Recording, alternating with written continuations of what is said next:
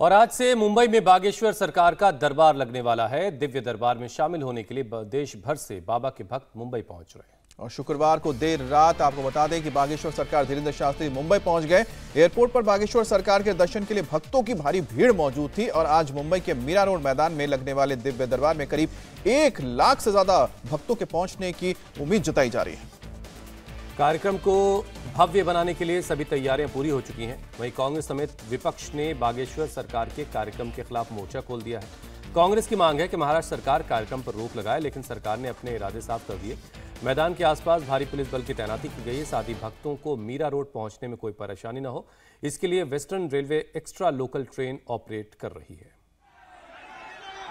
बागेश्वर धाम सरकार की, परम पूज्य गुरुदेव भगवान सन्यासी बाबा की।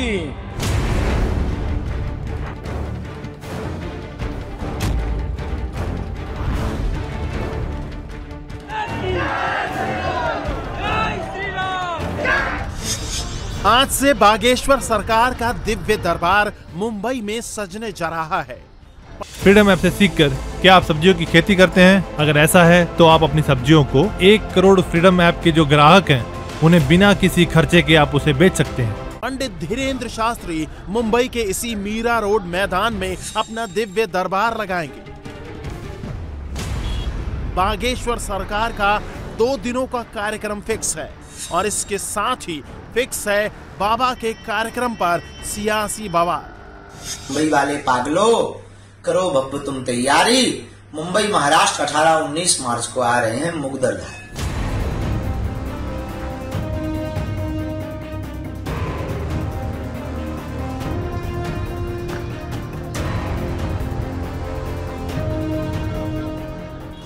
मुंबई में बागेश्वर सरकार के खिलाफ मोर्चा खोलने वालों की सियासत चरम पर है।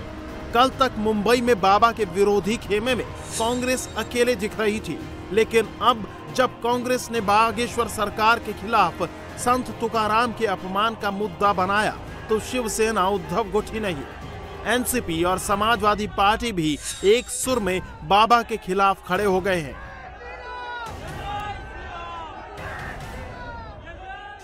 संत श्रेष्ठ तुकाराम महाराज जी का अवमान करने वाले को सिर्फ माफ़ी मांगने से नहीं चलेगा, उसको जवाब देना पड़ेगा। सरकार ने कार्रवाई करना चाहिए, ये मांग हमारी है।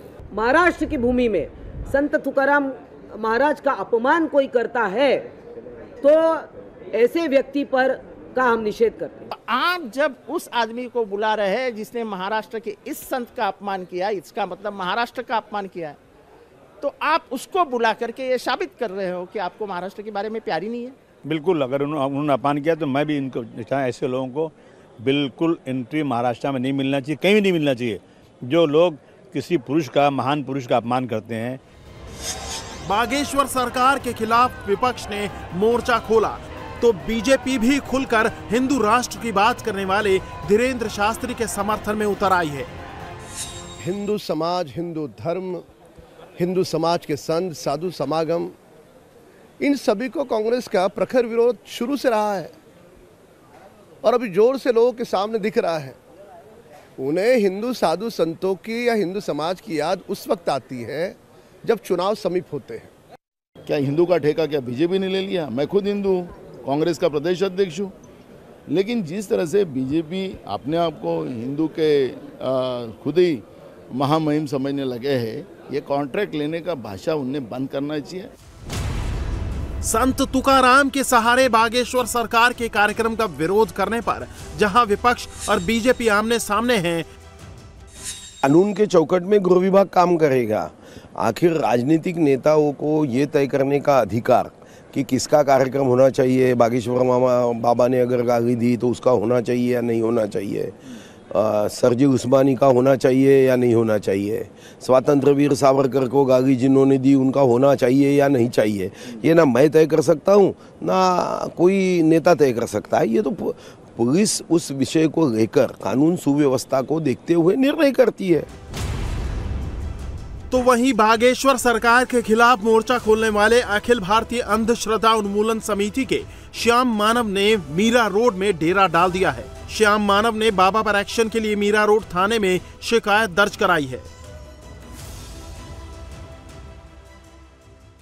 हमारा 40 साल का रिकॉर्ड है। हम पूरी तरह से कानूनी तौर पर लड़ाई करते हैं, कानून के जो प्रावधान हैं उनका उपयोग करते हैं, जो हमारी कॉन्स्टिट्यूशन ने हमें अधिकार दिया है उसका ही उपयोग करते हैं। पुणे में दिव्य दरबार पर सवाल उठाने वाले श्याम मानव अपने 40 साल के अभियान और संघर्ष का हवाला देकर बागेश्वर सरकार के खिलाफ हवा बनाने में लगे हैं। वहीं विपक्ष संत तुकाराम के सहारे अपनी सियासत चमका रहा है, लेकिन इन सब का असर बाबा बागेश्वर के भक्तों पर नहीं दिख रहा है। आज पहले दिन बाबा बागेश्वर अपना दिव्य दरबार लगाएंगे, तो दूसरे दिन बाबा बागेश्वर सरकार अपने भक्तों को दिव्य दर्शन देंगे। अब आज से 2 दिनों तक मुंबई का मीरा रोड मैदान ही बागेश्वर सरकार धीरेंद्र शास्त्री का ठिकाना होगा। ये वो मंच है जहां पर बाबा बागेश्वर विराजमान होंगे, उनका दिव्य दरबार लगेगा। यहाँ पहले दिन दरबार होगा, दूसरे दिन इनका प्रवचन का जो कार्यक्रम है वो किया जाएगा। आसपास के जितने भी होटल अगर आप देखें, ना सिर्फ आसपास मीरा रोड भाईंदर के जितने भी होटल्स हैं वो जितने भी अनुयायी आ रहे हैं बाबा के, उनकी तरफ से बुक कर लिए गए हैं। कुछ लोग पहले से ही मैदान में आकर पहुंचे हैं जिनसे हमने बातचीत की है। ना सिर्फ मध्य प्रदेश, महाराष्ट्र, तमाम राज्यों से लोग यहाँ पर पहुंच रहे हैं। तैयारियां पूरी तरह से शुरू हो चुकी हैं। लाखों लोगों को अगर बैठाना है, इंतजाम करने हैं, तो तैयारियां बहुत ही बड़े लेवल पे यहाँ पर की जा रही हैं। बागेश्वर सरकार की एक झलक पाने के लिए हजारों भक्त इस पंडाल में मौजूद होंगे। दूर दूर से बड़ी संख्या में भक्त यहाँ 2 दिन पहले ही डेरा डाले हुए हैं। क्या नाम है आपका और कहाँ से आई हैं आप? मध्य प्रदेश से। मध्य प्रदेश से आई हैं। काम। अच्छा, आप लोग कब यहाँ पर पहुँचे? बाबा का कार्यक्रम तो कल है। हम लोग आज आए हैं ना ट्रेन से, रात में पहले पहुँच गए आप लोग बाबा को देखने, बाबा के कार्यक्रम में शामिल होने। जी सागर। आप कहाँ से आई हैं? हम भी सागरई से हैं। अच्छा। हाँ।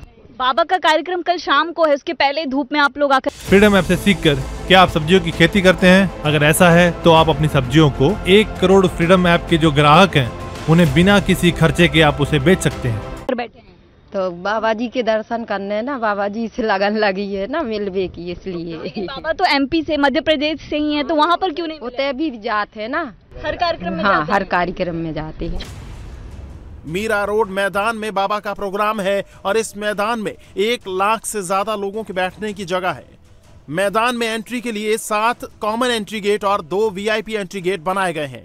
सिक्योरिटी को लेकर भी बाबा के वॉलंटियर और पुलिस मुस्तैद हैं। आसपास के तमाम होटल और लॉज 1 दिन पहले से ही फुल हो गए हैं। भक्तों की भारी भीड़ को देखते हुए वेस्टर्न रेलवे भी 2 दिनों के लिए एक्स्ट्रा लोकल ट्रेन ऑपरेट कर रही है। जितने भी होटल्स है मोस्टली सब बुक हो चुके हैं। सारे लोग बाहर से काफ़ी लोग आए हुए हैं। देखिए, हमारे को 80 हज़ार से 1 लाख लोगों की यहाँ पर हमने व्यवस्था की है, और उतनी हमें, जैसे इसके पहले भी बाबा का जब भिवंडी में कार्यक्रम दिसंबर में जब हुआ था, वहाँ पर भी 1 से 1.5 लाख लोग वहाँ पर आए थे, और उसी आशंका के मद्देनजर हमने यहाँ पर भी उसी संभावना से 1 से 1.5 लाख लोगों की व्यवस्था हम कर रहे हैं। इंडिया टीवी हर वक्त हर जगह डाउनलोड करने के लिए सर्च करें India TV news Google play store या ऐप स्टोर पर।